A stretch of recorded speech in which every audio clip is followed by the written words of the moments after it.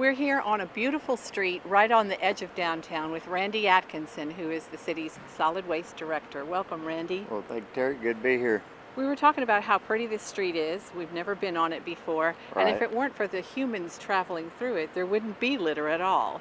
Correct. That's the biggest problem we have with litter. We wouldn't have it if it wasn't for people. If they just take more pride in their community and watch what they do.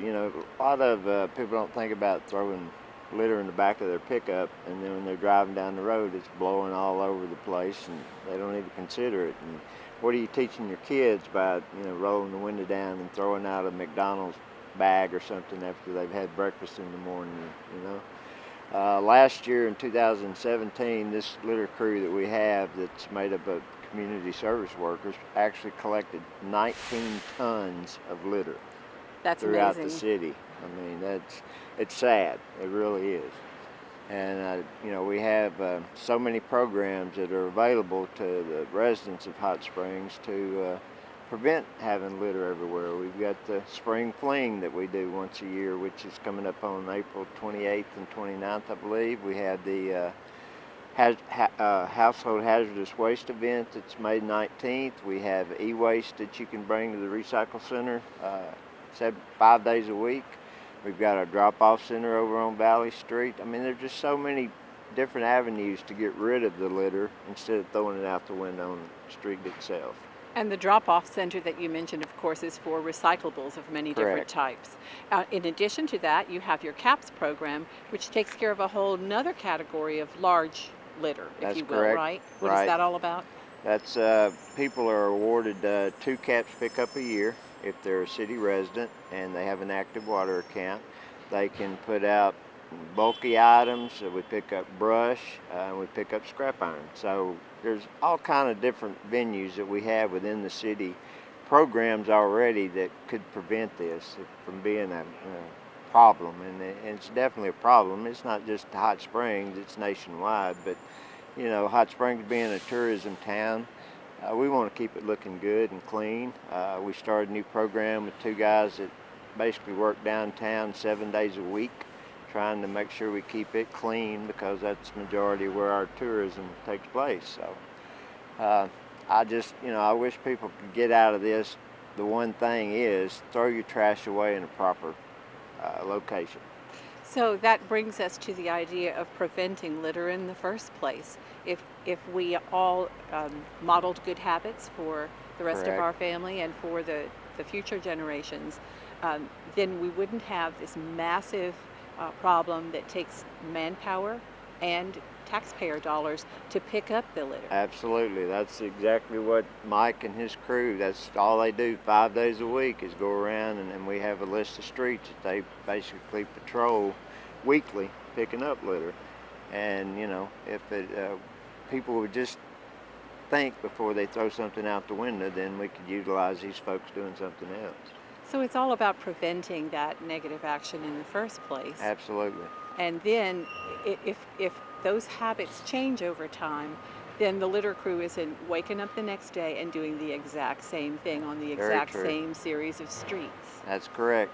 And there's programs out there, like we have the Adopt a Street program that I've had very little interest in, and I'd like to see people get more interested in. I'd like to see maybe the neighborhood watch associations that are scattered throughout the city, maybe we get them involved in cleaning up their neighborhoods, and that take pride in where you live, and then it's going to help contribute to cutting down on the litter problem. I don't think we'll ever stop it, but we can really cut it way down if people would just participate. We can make a big dent in it. And you Absolutely. mentioned something that is really a new approach with the neighborhood watch groups. Those are neighborhoods that already care about their neighborhoods being safe. Right.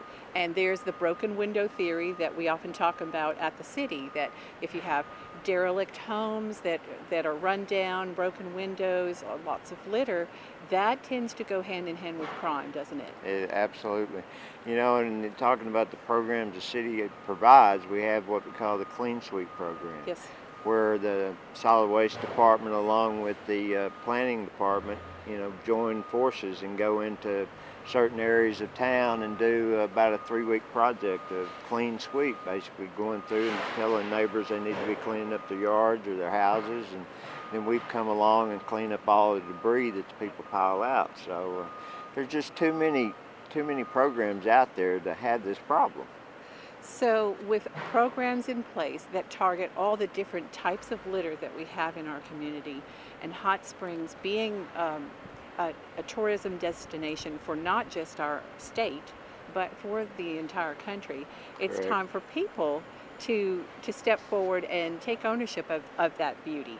There's a lot that people can do, correct? Oh, absolutely. I mean, like I said, they can put a garbage bag or a small Walmart sack or something in their vehicle to put their litter in. Instead of throwing it in the back of your truck, put it in your trash can.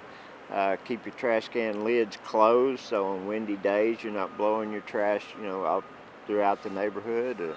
Just there's all kind of ways to stop this, and that's the biggest thing is just people would just stop throwing stuff out. We wouldn't have the problem. We're finding an increase, aren't we, in overflowing trash cans. And that becomes a problem, not only that your litter becomes your neighbor's litter and the neighbor's litter as it blows down the street, Yeah. but you're also attracting wild animals. That's correct. We do have a problem with raccoons and possums and so forth getting in trash cans when they don't have their lids closed. So, just it's I don't know. I guess it's kind of like a snowball effect. When you start having the litter issue, it just seems to not end. I mean, it's sad. It just really is. It's probably the biggest pet peeve of mine that I have in my whole department, because our staff does an outstanding job of trying to keep the city clean, and we need help. Well, so you've heard Randy talk about the snowball effect, a negative one, but you can start a positive snowball effect through your neighborhood watch program or through other opportunities to model anti-littering, just making sure that you set good examples for the family at home. You can start those opportunities in a small way, and it can snowball as well, Absolutely. which would take a lot of the heat off of the solid waste department and all it tries to do. You betcha. And it's like the sign says on the vehicle, knock out litter, and that's what we're trying to do. Right. Randy, thank you for explaining Oh, some you of the bet. different ways that the city tries to address the litter issue. If you can partner with solid waste, start recycling perhaps, or start an Adopt a Street program through your neighborhood watch, give Randy a call, and the sanitation general number is 321-6911. right. And you can also, of course, report illegal dumping or other littering problems on our action line, which is 321-6808. Randy, thanks for joining us Well, today. thank you. And next week we'll bring you more city news.